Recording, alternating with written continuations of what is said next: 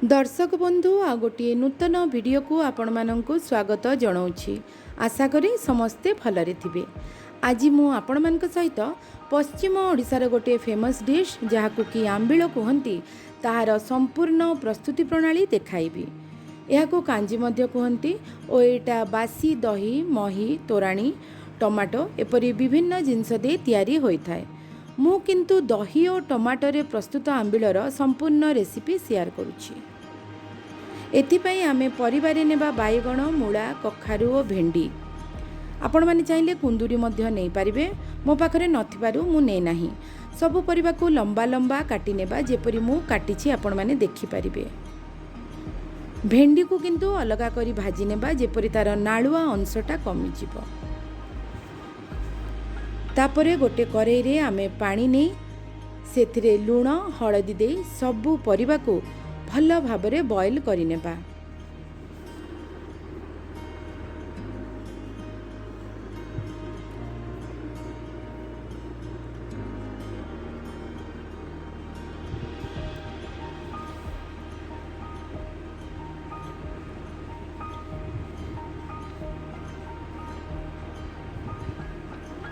दस मिनिट परे सेथिरे भजा होई रखा जाइतिबा भेंडी को देबा एवं परे टमाटो मध्य ऐड करि नेबा।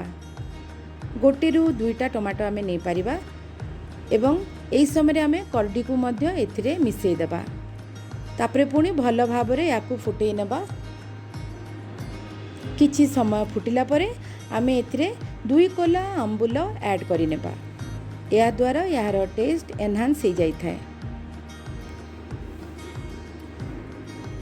भल से फुटिला परे आगरु मु 250 ग्राम दही रे 3 टेबल स्पून बेसन हळदी एवं लूण मिसेकी रखिथिली। से मिश्रण को एथिरे आमे मिसेई देबा ओ स्वाद मुताबक लूण ऐड करि परिबा। मु जेहेतु आगरु लूण देइछि मु लूण दो नाही। पुणी निज कंसिस्टेंसी हिसाब रे आमे एथिरे पानी मिसेई देबा। आपण माने देखंतु यार कंसिस्टेंसी किपरि मु रखिछि। तापरे किछि समय फुटिला परे आमे टमाटो को एथरु काढी नेबा और गोटे गिना रे काढी ने ताको हाथ रे भल भाबरे मैश करि नेबा। पुणी ए फुटुथुबा परिबा भितरे से टमाटो पेस्ट को दे देबा।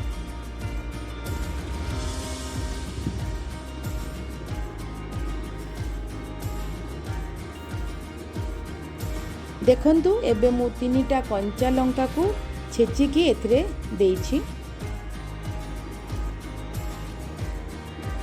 एवं किछि भृसंग पत्र मध्य ऐड करि नेछि।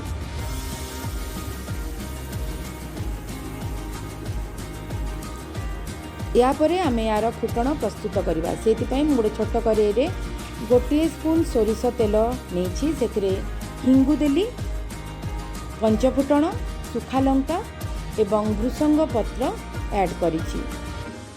भल भाबरे फुटणटी प्रस्तुत हैला परे आमे आंबिल रे याकू ढाली देबा।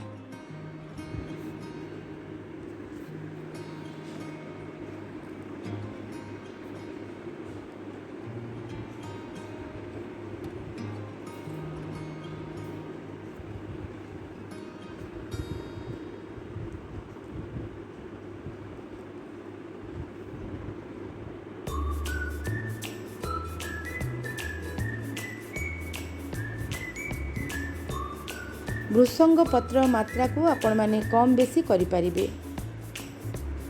मु कहबा को भूली जाइतिली फुटण बेले आमे किछि सुखा लंकार पाउडर को कलर पई दे परिबा।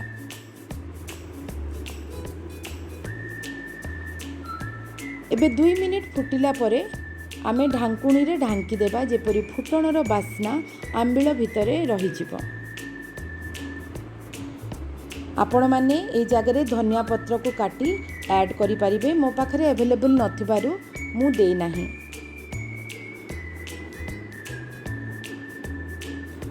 मु कम तेल रे फुटण प्रस्तुत करिछि एवं भेंडी को मध्य बिना तेल रे फ्राई करिथिली। आपण माने चाहिले तेल को कम बेसी करि परिबे। एबे देखंतु गरमा गरम आंबिल प्रस्तुत हो गला। एटा खाइबा पई जेतिकी स्वादिष्ट शरीर पाई मध्य सेते उपकारी। जदि भिडियोटी आपण मानंकु भल लागिथिबो तेबे लाइक और शेयर करंतु। घरे प्रस्तुत करी कमेंट रे जणांतु। तो हेल्दी खांतु एवं निज परिवार को मध्य हेल्दी खुआंतु। मो चैनल को नुआ करी देखुतुबा दर्शक माने सब्सक्राइब करि नियंतु जेपरि नूतन वीडियो नोटिफिकेशन पाई परिबे। तो एठी रहिली, धन्यवाद। आउ गोटे नूतन वीडियो रे पुणी थरे देखा हेबा।